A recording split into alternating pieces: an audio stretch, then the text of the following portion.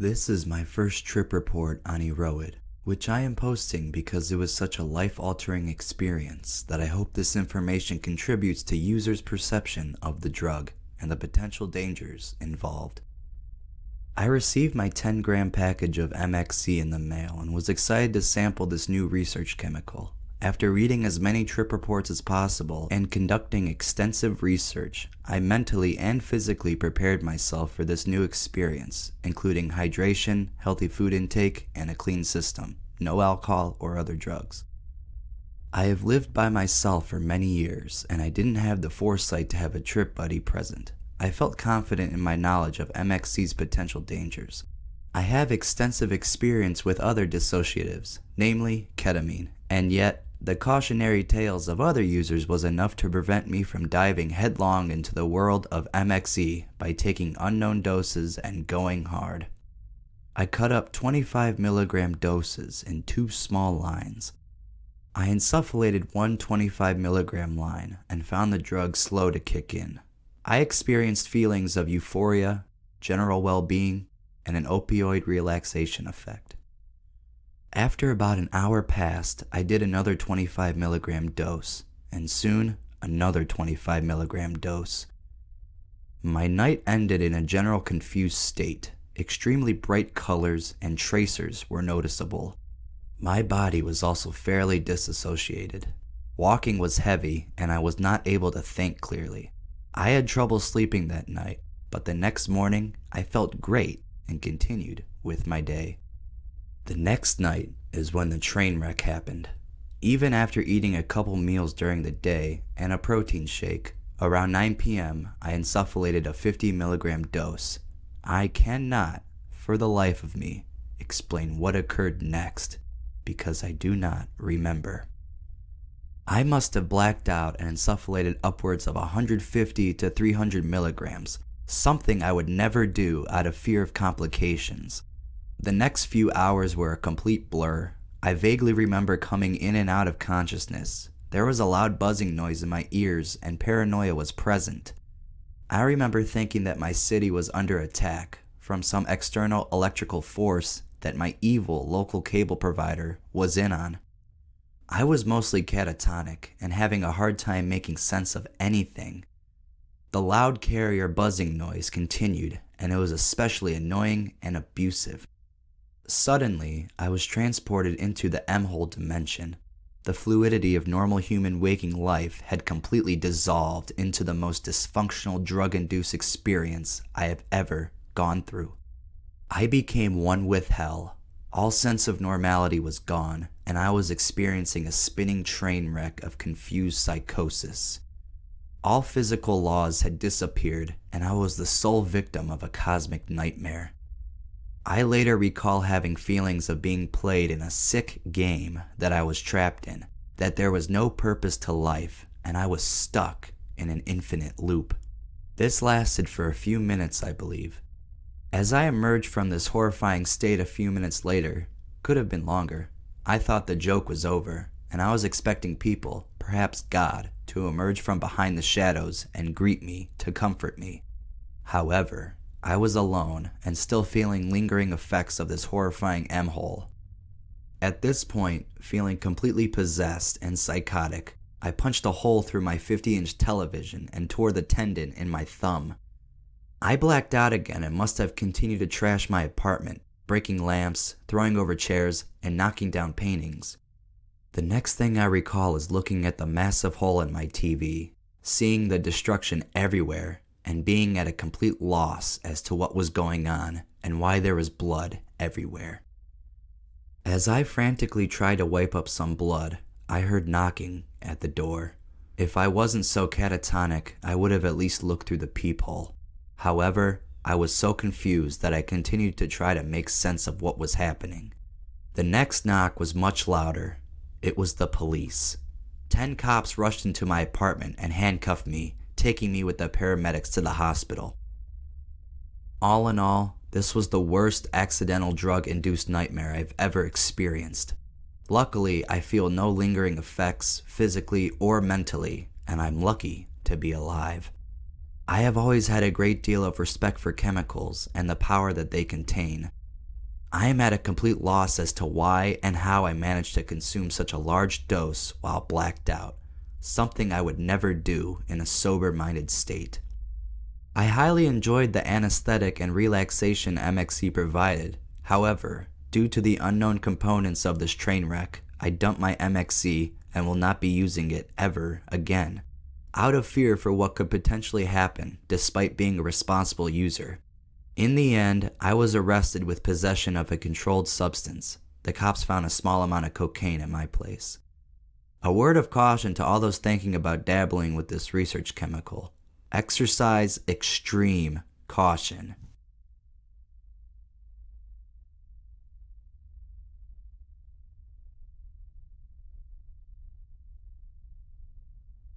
I recently received another gram of MXE and did way too much within a small amount of time.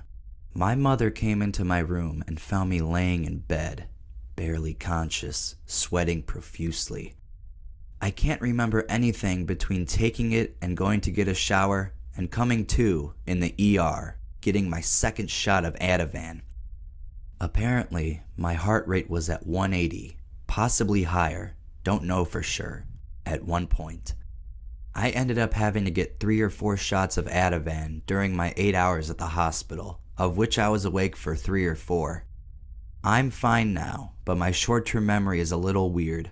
I'll walk down the hall and grab something, and as I'm walking back, I won't remember walking there to begin with. I guess I can say, don't be stupid with your drugs.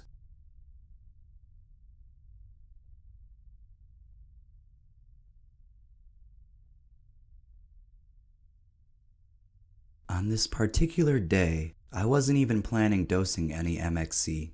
I was planning on saving it for mixing it with other psychedelics since I found it greatly increases my CEVs. It was storming pretty hard outside and the power had just gone out due to a tree falling on the power lines. With my computer battery just running out and with absolutely nothing to do until the power comes back on, I figured a little MXE wouldn't hurt. I got a flashlight and dumped a small pile onto my table. Due to the darkness, I couldn't tell how much I really poured out, but nonetheless, I got it into a line and snorted it. At this point, it had stopped raining, and I figured I would go outside and walk around a bit until I started to feel it. After about 10 minutes, I decided it would be a good idea to go inside before it hit me too hard. This is where my memory starts to get a little bit fuzzy. I remember going down into my room and laying down with my eyes closed. Then after that, I have no idea how much time passed, but I'm sitting at the end of my stairs thinking about the movie 2012 and how the world was going to end. At about this time, my dad came inside and they had just finished fixing the power lines. He noticed that I was obviously on something and told me to get into the car. After I struggled to put my shoes on, I stumbled to the car and off we went. I wondered where we were going, but didn't question it too much. Once we got there, I still hadn't realized where I was at. He half carried me inside, and I remembered a nurse leading me into a small room and taking my blood pressure. The next thing I remember happening is that I'm being wheeled around on a stretcher, and at this point, I still don't know where I'm at, but know something is wrong, and I'm starting to become worried. The next thing I know, I'm somewhere in the basement of the hospital, and they tell me to get into some big-looking machine thing. I think they were taking a CAT scan, but I don't remember actually getting inside it. After this, the next thing I remember is being inside an emergency room and looking all around, just realizing that I'm in the hospital. This is where I start becoming very worried. I thought that I had just woken up from a coma and that my entire life was just a dream, and it never really happened. I also thought that the sole reason I was woken up was so that I could spend a final few minutes with my family before I died, since my parents and sister were crowded all around me, all sad and distressed looks on their faces. My mom told me that I kept asking her if I was going to die and kept telling her that I didn't want to die yet. After that, I started to come down and began to really grasp what was going on. At this point, it gets pretty uneventful. I pretty much just joke around since I'm still pretty fucked up from the MXE and ask questions about what just happened. The reported dose on this experience was about 100 milligrams, but I don't know if that's true or not.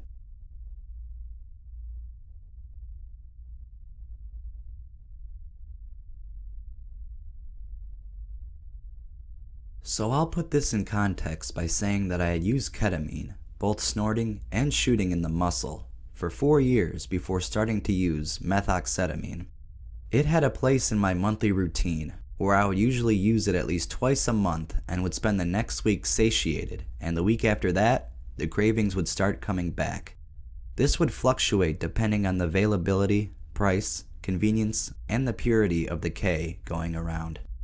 I had a very complicated relationship with ketamine, and when MXE started being available at the street level, I became intrigued by its similarities and differences to ketamine, so I started using it more regularly than ketamine, exclusively in the muscle. This was because it was cheaper, more available, and less nauseating. I also found it easier to use regularly in the beginning of my use. Although it produced similar body and visual sensations to that of ketamine, MXE had more physicality to it. I was still connected to my body and, somewhat, able to interact with the people and my environment efficiently. Despite its downsides, I found myself using it weekly and even daily at times. A couple days before the incident, I had picked up enough of it to keep me satisfied for a couple weeks and started using it regularly. It should be said that it hadn't been around for about a month before the incident, so when I started using it, I had forgotten what it had felt like. I remembered all the negatives, but continued to use it. I had recently been growing a little impatient of my inner druggie and wanted to escape the cycle, so I had been using less and less as the days went by, and my plan was to phase it out of my day-to-day completely. I had also been dog-sitting for my friend during those days, making use much more difficult because I was seldom at home during the day.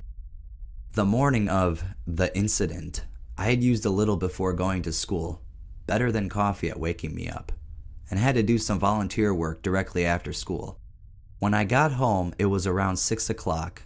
I planned on doing some MXE before going to feed the dog and give it its pill at my friend's place, and then going to work starting at midnight and ending at around 5 a.m.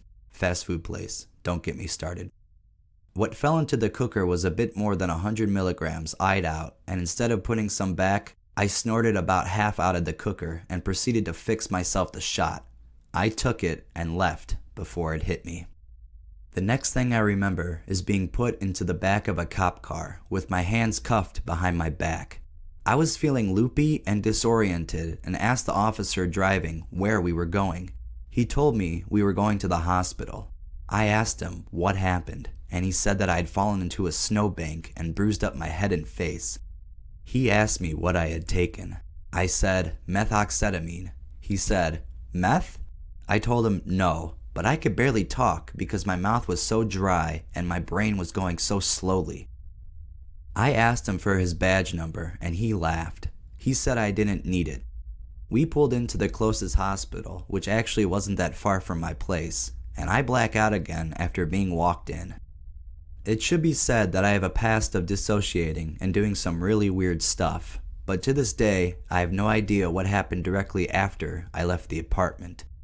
What I recalled directly afterwards got better and better informed when I talked to different nurses about the marks I'd gotten out of it over the next couple days, but I'll outline what I felt like during the incident. I felt like I was being tortured. I felt like they had set this up to capture me, and neither the nurses nor the police wanted to let me out. I was being held as a political prisoner, and they had no intention to let me out. I'm screaming at the top of my lungs, and no one cares.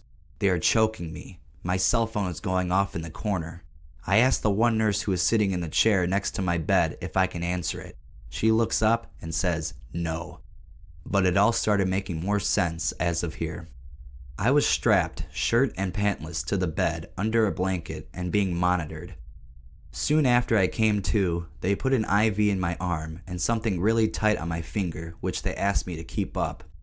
They let me out soon afterwards, but I have no idea what time it was. I was in a complete daze, feeling like I had just been tortured and unsure of how I felt about the whole situation.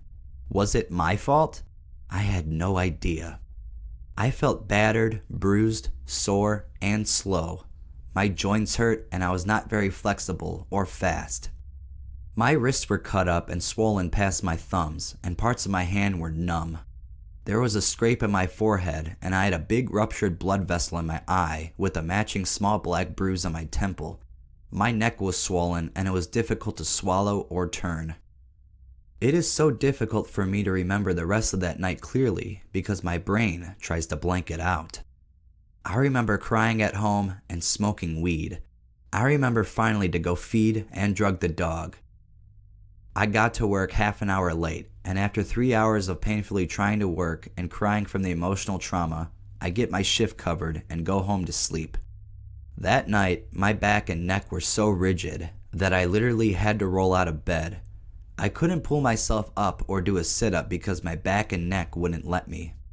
The next day, I got my wrists and body checked by the local needle service workers. They said that from the way my hands look, I was probably cuffed to something and pulling on it. Immediately when they said that, I got a flash of being handcuffed to the top of the bed and held down, pulling at the handcuffs with all my strength and letting out a primal shriek. Up until that conversation, I had assumed that all the marks I had gotten were done with malice by the police officers. I would say that I was feeling out of it, paranoid, depressed, and mentally slow for about 2 days after the incident. But I was physically impaired for at least a week and a half after that experience. I have not used MXE since. However, it is important to note that since I still have a lot of it, I'm not under any stress to look for it.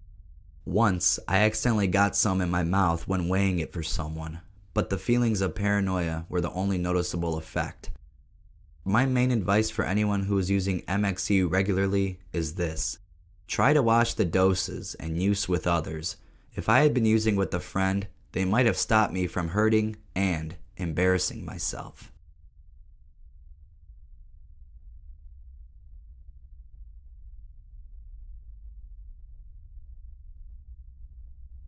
I took 1 blotter of N-bomb around noon, knowing that it was stronger than usual. I insufflated approximately 30 milligrams of MXE 45 minutes later. As I started coming up, I realized that I've never tripped as intensely on any other substance. As I was showering with my boyfriend, I thought he teleported out of the shower for a split second. Slowly, it started to become too intense and I started to completely lose touch with reality. It got to a point where I believed that I was unconscious or dead, and I entered a state of excited delirium. The only part that I remember distinctly was the very peak of the experience where I died. The entire room started brightening to near white, and my friends, who were all dressed up for the major triannual campus party with all sprouted wings and angelic features. After that, it was mostly a blur. However, I do remember that my heart was beating like a machine gun. I was screaming the same phrase over and over again and was running around my college campus.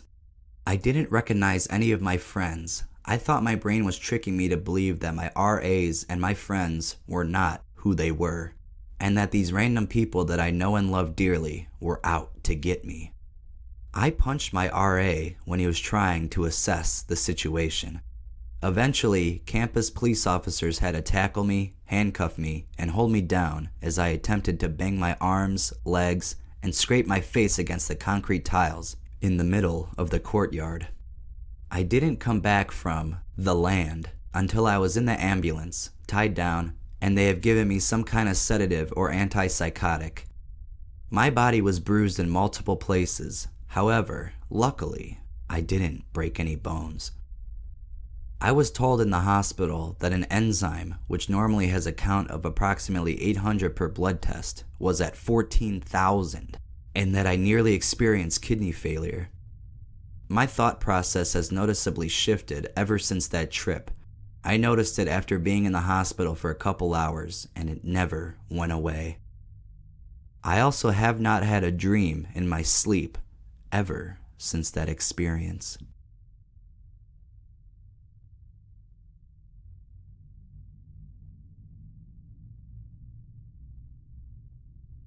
Absolutely terrifying, shady substance. Having a lot of experience with that warm dissociative of choice, DXM, as well as a single round with K, I read positive reports and was fooled into experimenting with this unknown, completely cryptic research chemical. Where did this thing even come from, by the way? Having one horrific experience, I was too naive to try enough, just in case. 120 milligrams was plugged. Initial come-up was smooth, with fuzzy dissociation. Getting the necessary gear ready, had a phone convo, and soon realized anything, even remotely coherent, was no longer comprehensible. About an hour later, my psyche began to dissolve, and I briefly had a comprehension of the all, as my ego-bound constraints lifted completely. That was the only remotely positive experience of the night. I soon became so dehydrated that any basic brain function diminished.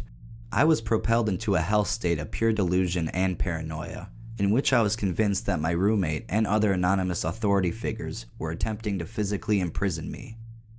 I went through a mental hell loop, which was like an unending mirage of deja vus, that I had been here before, that I somehow sabotaged myself, that they were all a part of this. I did not even know how to open my door to get water from the faucet. After 10 to 15 minutes of this hellish, delusional paranoia and inability to open up my door, I managed to escape the room with all my willpower. I knew if I did not hydrate myself soon, that a medical situation would occur.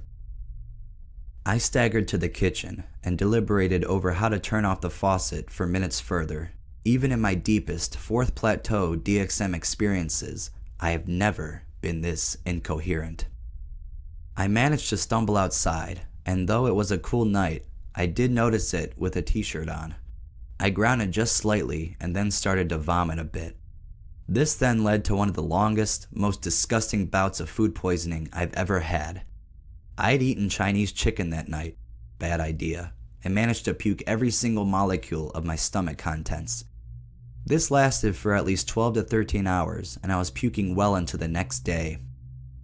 I knew I had poisoned myself and that this compound was utterly hellish. I felt poison in every joint and muscle of my body, from my head to my toe. If I could have cried, I would have. This was accompanied by non-stop vomiting, and I locked myself in my shower to gain some semi-coherence as the water helped a bit.